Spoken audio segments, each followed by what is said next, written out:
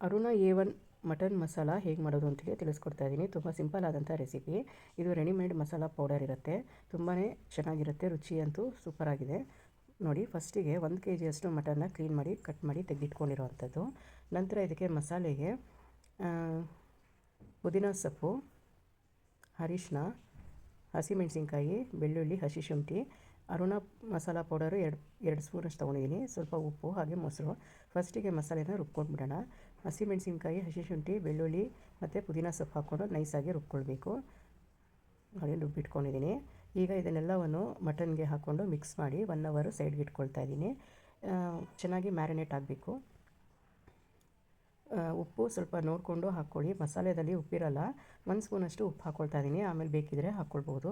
ಈಗ 1 ಅವರ್ ಆದ ನಂತರ ಕುಕ್ಕರ್ ಪ್ಯಾನಲ್ಲಿ ಒಂದು 4 ಸ್ಪೂನಷ್ಟು ಸಾಸಿವೆ ಎಣ್ಣೆ ಹಾಕ್ಕೊಳ್ತಾ ಇದ್ದೀನಿ. ಇದಕ್ಕೆ ಶಾಹಿ ಜೀರಾ ಹಾಕ್ಕೊಂಡಿದ್ದೀನಿ 2 ಸ್ಪೂನಷ್ಟು.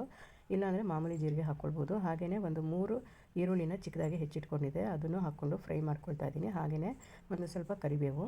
ಈಗ ಫ್ರೈ ಆದ ನಂತರ ಒಂದು ಪ್ಲೇಟ್ನಲ್ಲಿ ಒಂದು 3/4 ಭಾಗದಷ್ಟು ಫ್ರೈ ಆಗಿರೋ ಈರುಳ್ಳಿನ ತೆಗೆದಿಟ್ಕೊಳ್ತಾ ಇದ್ದೀನಿ. ಅದೇ ಫ್ರೈ ಪ್ಯಾನ್ಗೆ ಇವಾಗ ಮಟನ್ ಮಿಕ್ಸ್ ಮಾಡಿ ಇಟ್ಟಿದ್ನಲ್ಲ, ಸೊ ಆ ಮಸಾಲೆನ ಹಾಕ್ಕೊಂಡು ಒಂದು 5 ವಿಷಲಷ್ಟು ಕುಕ್ಕರ್ನ ಕೂಗಿಸ್ಕೊಳ್ತಾ ಇದ್ದೀನಿ.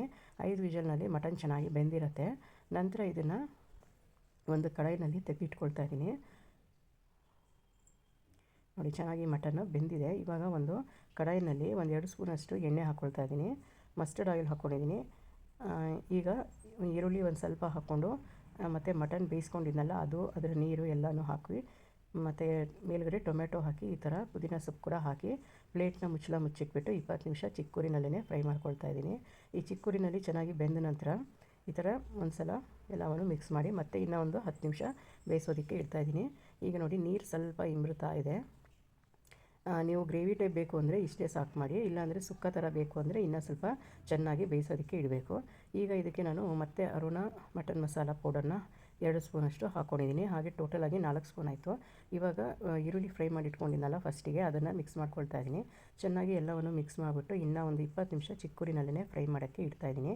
ಇದರಲ್ಲಿ ಎಣ್ಣೆ ಬಿಟ್ಕೊಳ್ಳೋರು ಚೆನ್ನಾಗಿ ಫ್ರೈ ಮಾಡಿ. ನೋಡಿ, ಚೆನ್ನಾಗಿ ಎಣ್ಣೆ ಬಿಟ್ಕೊಂಡಿದೆ. ಇದು ಅನ್ನಕ್ಕೆ ಚಪಾತಿಗೆ ಎಲ್ಲ ತುಂಬ ಚೆನ್ನಾಗಿರುತ್ತೆ. ಒಂದು ಸಲ ಟ್ರೈ ಮಾಡಿ. ಈಗೆಲ್ಲನೂ ಚೆನ್ನಾಗಿ ಮಿಕ್ಸ್ ಆಗಿದೆ, ಎಲ್ಲ ರೆಡಿಯಾಗಿದೆ. ನೋಡಿದ್ರಲ್ಲ, ಸಿಂಪಲ್ ಆದಂಥ ಮಟನ್ ಮಸಾಲ ಹೇಗೆ ಮಾಡೋದು ಅಂತ ಹೇಳಿ.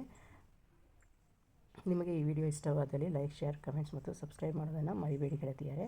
Thank you so much for watching my cooking videos. Thank you.